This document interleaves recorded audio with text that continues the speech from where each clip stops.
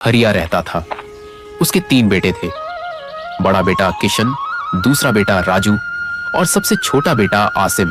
दोनों बड़े बेटे शादीशुदा थे, अपने घरों और खेतों में खुशहाल थे। लेकिन किसान का दिल हमेशा अपने छोटे बेटे आसिम पर आता था। मगर आसिम न काम करता था, न जिम्मेदारी उठाता। गांव वाले उसे निकम्मा और नालायक कहते थे। लेकिन किसान का दिल हमेशा अपने छोटे बेटे आसिम पर आता था। मगर आसिम न काम करता था, न जिम्मेदारी उठाता। गांव वाले उसे निकम्मा और नालायक कहने लगे। इस बार भगवान ने हम पर रहम किया है। फसल बहुत अच्छी हुई है। मुझे पूरा भरोसा है कि फसल बेचकर हमारा उधार भी खत्म हो जाएगा और अच्छी रकम हमें भी बच जाएगी। हाँ, हमारे तीनों बेटों ने बहुत मेहनत की है। अब मुझे लगता है कि आसिम भी मेहनती हो गया है। किशन, राजू और आसिम तीनों ने इस दफा मेरा बहुत साथ दिया है। उन्हीं की बदौलत तो फसल अच्छी हो पाई है।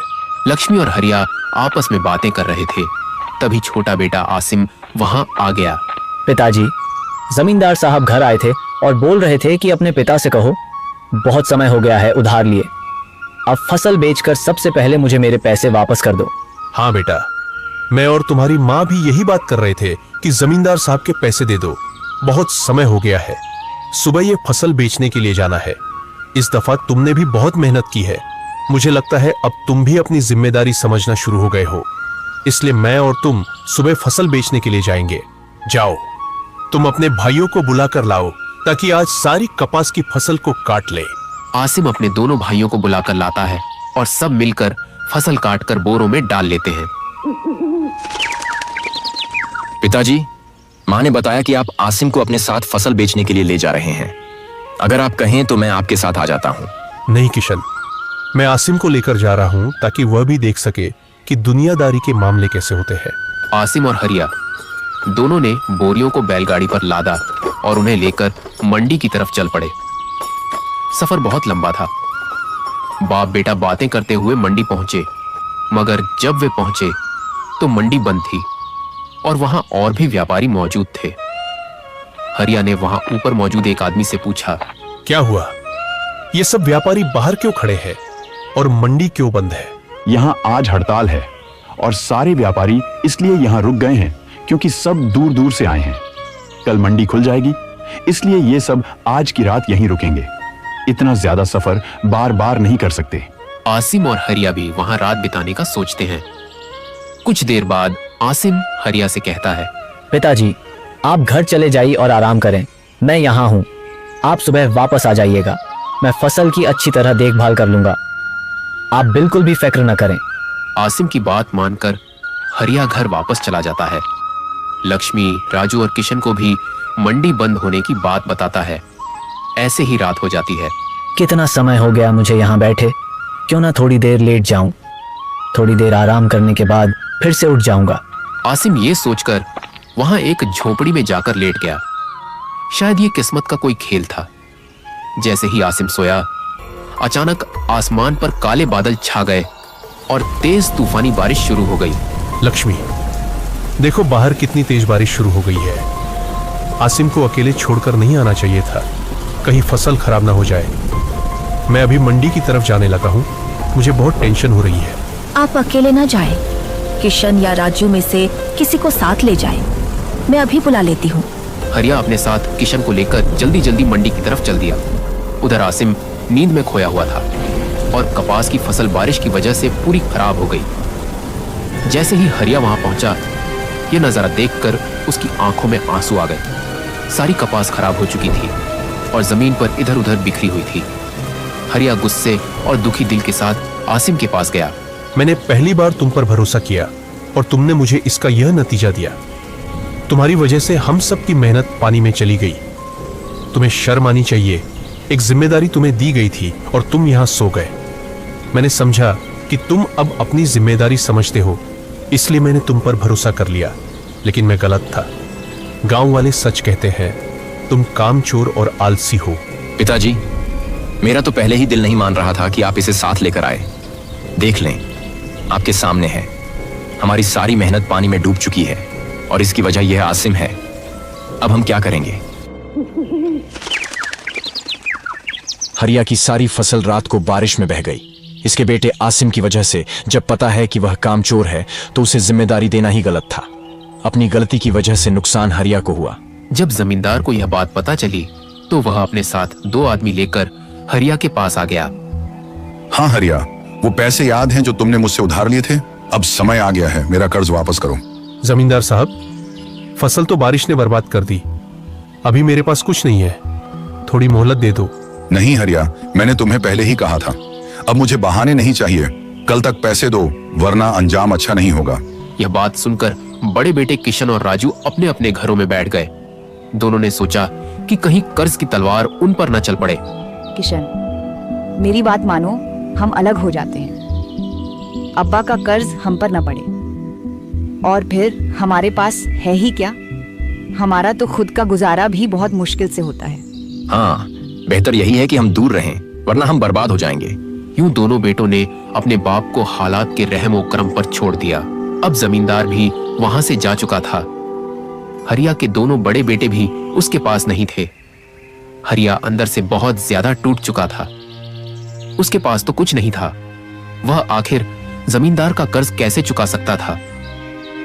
वह आंखों में आंसू लिए दिल में सोचने लगा, ए भगवान, मेरे ही बेटे मुझे छोड़ गए, अब जीने का क्या फायदा। मैंने कभी सोचा भी नहीं था मुझे ये दिन भी देखना पड़ेगा। ये सोचकर हरिया खुदकुशी के इरादे से खेत की तरफ चला गया। वहां जाकर उसने एक पेड़ पर रस्सी बांधी और खुद को लटकाने ही वाला था कि अचानक उसके बेटे ने उसे देख लिया। साथ ही गांव का एक आदमी भी वहां पहुंच गया। दोनों ने फौरन दौड़कर हरिया को खुदकुशी करने से रोक लिया। बेटा, मैं बहुत थक गया हूं। न बेटे साथ हैं, न इज्जत बाकी रही, न कर्ज चुका सकता हूं। अब तो बस मौत ही मेरा सहारा लगती है। नहीं अब्बा, आप मुझे नालायक कहते थे, लेकिन आज से मैं अपनी गलती सुधारूंगा। अगर आप नहीं रहे तो मैं किसके सहारे जीऊंगा? आपकी जिंदगी ही मेरा हौसला है। आसिम, तू मुझे क्यों रोक रहा है? मेरे सिर पर बहुत कर्ज है, मैं दुनिया का सामना नहीं कर सकता। और कल मैं जमींदार को कर्ज कैसे दूं? मेरे पास कुछ भी नहीं है। जी अब्बा, मैं वादा करता हूँ, अब से मैं दिन रात मेहनत करूंगा, कर्ज भी उतारूंगा, इज्जत भी वापस लाऊंगा, लेकिन आपको खोना नहीं चाहता। हरिया ने आसिम को गले लगा लिया। उसके दिल में सालों बाद सुकून आया कि शायद यही बेटा, जिसे वह नालायक समझता था, असल में उसका सबसे वफादार सहारा है। जब गांव के जमींदार को खबर मिली कि हरिया खुदकुशी करने लगा था तो वह तुरंत आया। हरिया, मैंने सुना कि तुम खुदकुशी करने लगे थे। ऐसा कदम मत उठाना। मैं तुम्हें 6 महीने की और मोहलत देता हूँ, फिर से फसल बो, बेचकर मेरे पैसे वापस कर देना। जमींदार साहब, बहुत शुक्रिया।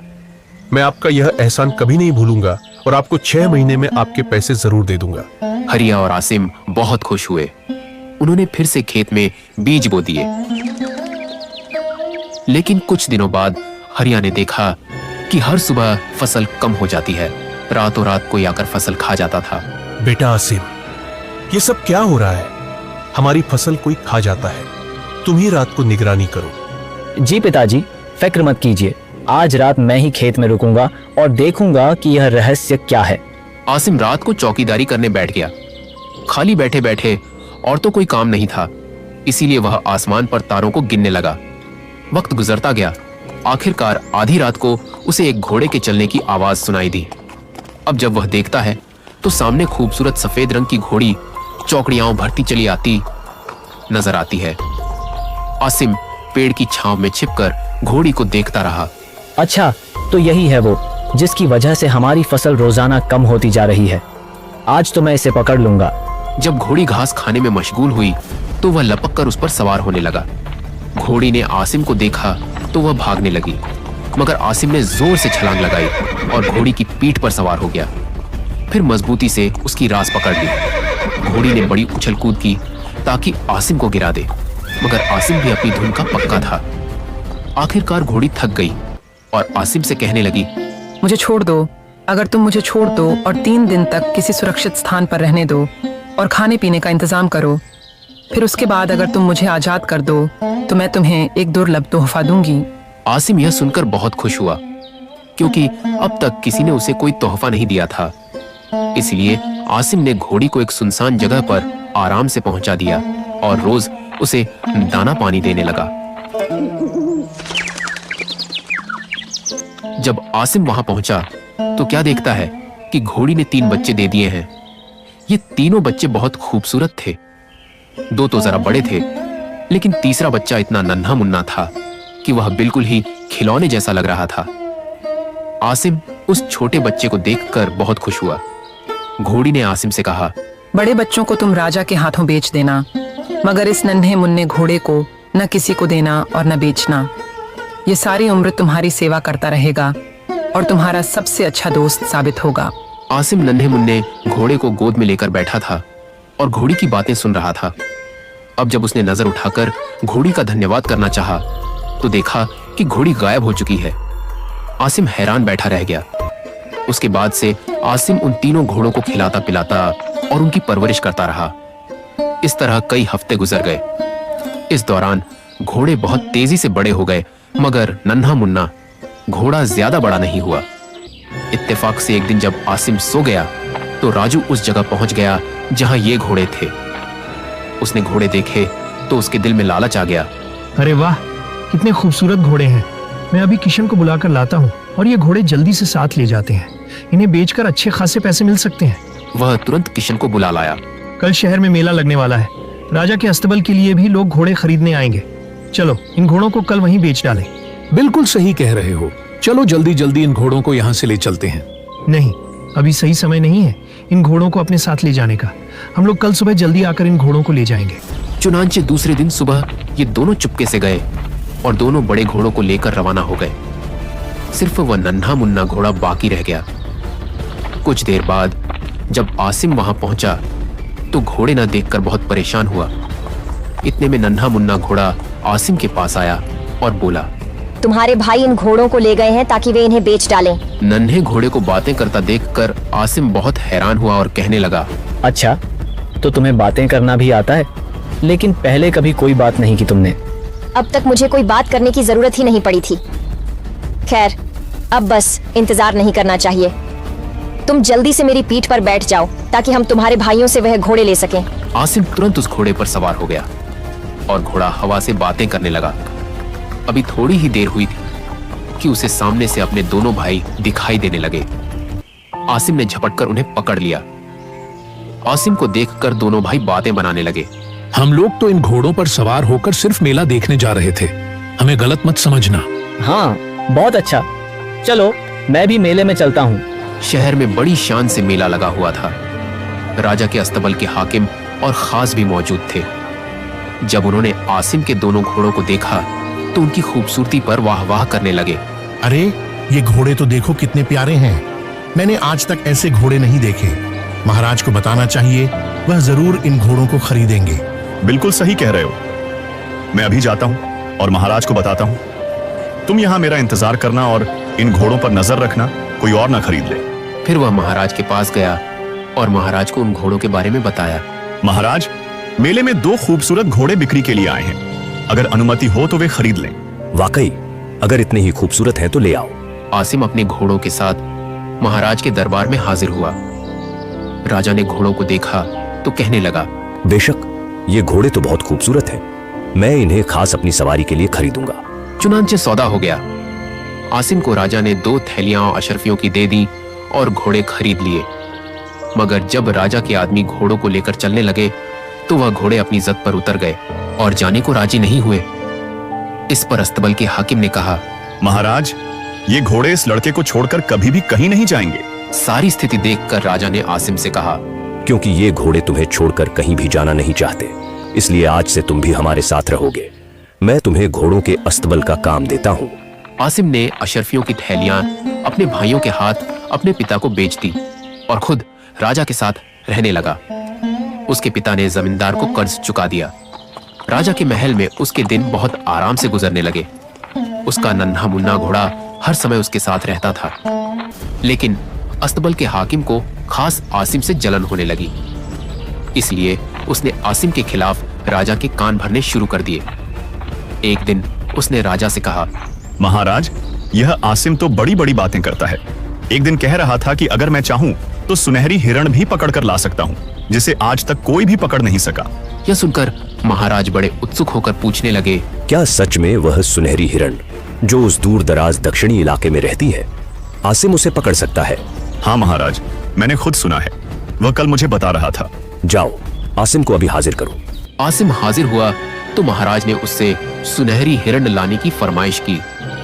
आसिम हैरान होकर बोला, सुनहरी हिरण, यह आप क्या कह रहे हैं महाराज? भला मैं इसे कैसे ला सकता हूँ?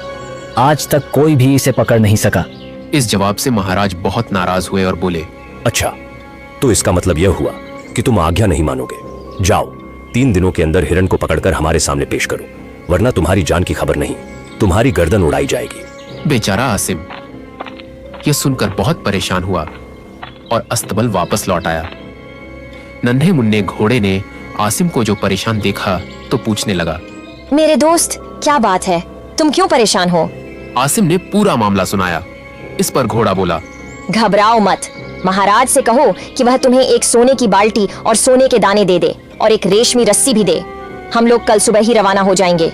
राजा ने यह सब चीजें मुहैया कर दी और सूरज निकलने से पहले ही आसिम अपने नन्हे मुन्ने घोड़े पर सवार होकर रवाना हो गया। सूरज अभी अच्छे से आकाश पर उभरा भी नहीं था कि आसिम आधी दुनिया का सफर तय कर चुका था। घोड़े ने कहा, देखो, यही वह दक्षिणी क्षेत्र है जहाँ वह सुनहरी हिरण रहती है। सुनहरे दानों को पेड़ के नीचे डाल दो और खुद एक पेड़ के पीछे छिपकर खड़े हो जाओ। थोड़ी ही देर बीती थी कि वह सुनहरी हिरण आ गई और दाना खाने लगी। आसिम ने रेशमी रस्सी का फंदा बनाकर बड़ी जोर से हिरण के सिर पर फेंका। फंदा ठीक हिरण की गर्दन में बैठ गया। आसिम ने तेजी से रस्सी खींचना शुरू किया। फंदा हिरण की गर्दन में कस गया। हिरण को पकड़कर आसिम अपने घोड़े पर सवार हो गया और वापस लौट आया। राजा ने जब सुनहरी हिरण को देखा तो वह बहुत खुश हुआ, मगर अस्तबल का हाकिम खास और अधिक जल गया। आखिर यह आसिम इतनी जल्दी उस हिरण को कैसे पकड़कर ला सकता है? मेरी तो समझ में कुछ भी नहीं आ रहा। और महाराज का विश्वास आसिम पर बढ़ता गया। लेकिन यह बात अस्तबल के हाकिम को बहुत परेशान कर रही थी। फिर उसने एक दिन महाराज से कहा, हुजूर, यह आसिम तो बड़ी बड़ी बातें करता रहता है। कल कह रहा था कि अगर मैं चाहूं तो उस खूबसूरत राजकुमारी को भी उठा लाऊं जो उस दूर दराज उत्तरी इलाके में रहती है। राजा बड़े उत्साह से बोला, अरे, क्या वही खूबसूरत राजकुमारी जो समुंदर के किनारे नौकाओं में घूमती रहती है? महाराज, वही, उसी की बात कर रहा था आसिम। जाओ, आसिम को अभी बुलाओ। जब आसिम आ गया तो महाराज ने उसे आज्ञा दी कि वह उस राजकुमारी को लेकर आए। महाराज, मैं तो जानता भी नहीं कि राजकुमारी कहाँ रहती है, तो आखिर मैं उसे कैसे ला सकता हूँ? यह सुनकर महाराज को फिर गुस्सा आ गया और वे बोले, इसका यह मतलब हुआ कि तुम यह परेशानी सहन नहीं करोगे। जाओ, 6 दिनों में राजकुमारी को हमारे सामने लाओ, वरना तुम्हारी जान की सुरक्षा नहीं होगी। आसिम फिर परेशान हाल अस्तबल वापस लौट आया। आसिम ने सारी बातें घोड़े को बता दी। यह सब सुनकर घोड़ा बोला, फौरन एक रेशमी तंबू हासिल करो और सोने चांदी के बर्तन और सबसे बेहतरीन खाना सब साथ ले लो। हम लोग सुबह जल्दी रवाना हो जाएंगे। आसिम ने फौरन इन सारी चीजों का बंदोबस्त किया और दूसरे दिन सुबह अपने घोड़े पर रवाना हो गया। घोड़ा सर पर दौड़ता चला जा रहा था। मीलों का फासला सेकंडों में तय हो रहा था। आखिरकार वे समुद्र के किनारे पहुंच गए जहां दुनिया खत्म होती है। घोड़ा यहां रुक गया। आसिम घोड़े से नीचे उतरा। घोड़े ने कहा, अब यहाँ पर तुम अपना तंबू स्थापित करो और वह सोने चांदी के बर्तन इसमें सजा कर रख दो। फिर उन बर्तनों में वह सब स्वादिष्ट खाना रख दो। आसिम ने जब यह सब काम कर लिया तो घोड़ा बोला, अब तुम छिप जाओ और देखते रहो। जब राजकुमारी आ जाए और तंबू में प्रवेश करके खाने में व्यस्त हो जाए तो जाकर उसे पकड़ लेना और मुझे आवाज दे देना। चुनांचे आसिम इंतजार करने लगा और तंबू की आड़ से समुंदर की ओर देखता रहा। थोड़ी ही देर बाद एक नाव नजर आई। नाव किनारे आकर रुक गई और राजकुमारी नाव से उतरकर दौड़ती हुई तंबू की ओर लपकी। राजकुमारी को देखकर आसिम उसके हुस्न से मुरीद हो गया। राजकुमारी तंबू में जाकर खाने में मशगूल थी कि ठीक उसी समय आसिम ने जाकर उसे पकड़ लिया और घोड़े को पुकारने लगा, आ जाओ मेरे नन्हे घोड़े, आ जाओ। राजकुमारी भी चिल्लाने लगी, मुझे छोड़ दो, मुझे क्यों पकड़ रहे हो? इतने में राजकुमारी ने गर्दन घुमाकर जब आसिम का चेहरा देखा तो वो किसी हद तक संतुष्ट हुई और कहने लगी, तुम कौन हो और मुझे क्यों पकड़ रहे हो? मैं तो बस एक बेवकूफ हूँ जिसे लोग आसिम कहते हैं। मैं तुम्हें महाराज के पास ले जाने के लिए आया हूँ। आखिरकार आसिम राजकुमारी को लेकर शाही महल पहुंच गया। राजा राजकुमारी को देखकर बहुत खुश हुआ। ऐसे ही कुछ दिन बीत गए और एक दिन राजा ने उसे शादी के लिए कहा, लेकिन राजकुमारी तैयार नहीं हुई। अगले दिन राजकुमारी ने आसिम से कहा, आसिम, मैं इस महाराज से शादी हरगिज नहीं करूंगी। आसिम ने उसे सांत्वना देते हुए कहा, घबराओ मत राजकुमारी, मैं अभी अपने नन्हे मुन्ने घोड़े से पूछता हूँ, वह जरूर कोई न कोई उपाय निकाल लेगा। राजकुमारी और आसिम घोड़े के पास पहुंचे और सारी बातें घोड़े को सुनाई। घोड़ा बहुत गंभीरता से सारी बातें सुनता रहा और फिर बोला, इस बार तुमने बहुत कठिन समस्या मेरे सामने रख दी है। मैं तुम्हें जो सलाह देता हूँ उसे ध्यान से सुनो और उस पर अमल करो। इसके बाद घोड़े ने छुपके से इन दोनों को कुछ कहा। अगले दिन राजकुमारी राजा के सामने हाजिर हुई और बोली, आपने कहा था कि आपका दिल जवान है, इसलिए अगर आप भी जवान हो जाएं, जितना कि आपका दिल है, तो फिर मैं आपसे शादी कर लूंगी। यह सुनकर राजा कहने लगा, भला इंसान दोबारा जवान कैसे हो सकता है? हुजूर, एक तरीका है। अगर इंसान बकरी के दूध में 1 मिनट के लिए डुबकी लगा ले, तो फिर वह उतना ही जवान हो सकता है जितना कि उसका दिल है। क्या वास्तव में ऐसा हो सकता है? जी हाँ, हमारे देश में तो यह सामान्य नियम है। अब आप खुद ही देख लीजिएगा कि आपका दिल वास्तव में उतना जवान है जितना कि आप कहते हैं। राजा ने तुरंत आदेश दिया कि एक बड़ी सी दीग में बकरी का दूध भरकर पेश किया जाए। सेवक दौड़कर गए और थोड़ी ही देर में एक बड़ी सी दीग बकरी के दूध से भरी हुई ले आए। सभी दरबार में उपस्थित लोग हैरानी से यह तमाशा देख रहे थे। राजा ने दूध में गोता लगाया। राजा का सारा शरीर दूध के अंदर डूब गया। सभी लोग 1 मिनट के अंतराल का इंतजार कर रहे थे, लेकिन 1 मिनट 1 घंटे जैसा लगने लगा। आखिर समय पूरा हुआ। लोग बड़ी तीव्रता से उसे देख रहे थे। दीग से बाहर निकलकर राजा बड़े गर्व से राजकुमारी की तरफ देख रहा था और मुस्कुरा रहा था। दरबार में जो लोग यह देख रहे थे, वे आपस में कानों में बातें करने लगे और कहने लगे, अरे यह राजा तो बिल्कुल भी नहीं बदला। राजकुमारी ने आगे बढ़कर राजा से कहा, महाराज, मुझे अफसोस है, मगर अब यह साबित हो गया है कि आपका दिल उतना जवान नहीं है जितना आप सोचते हैं। राजा ने बड़ी हैरानी से पूछा, क्या वास्तव में मैं अब जवान और खूबसूरत नहीं हूँ? राजकुमारी ने तुरंत झपक कर राजा के सामने आईना पेश कर दिया।